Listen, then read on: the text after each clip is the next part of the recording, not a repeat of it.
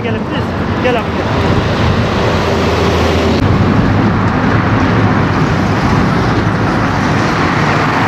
Vallahi pamuktan kalan üçüncüyü topluyoruz abi.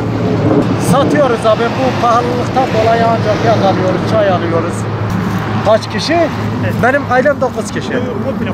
Komple yaklaşık görüyorsunuz 1000 kişiye yakın var. Sabahtan beri böyle dolaşıyoruz tarla. Benle 9 çocuğum günde 300, 400, 600'e kadar çıktığım oluyor.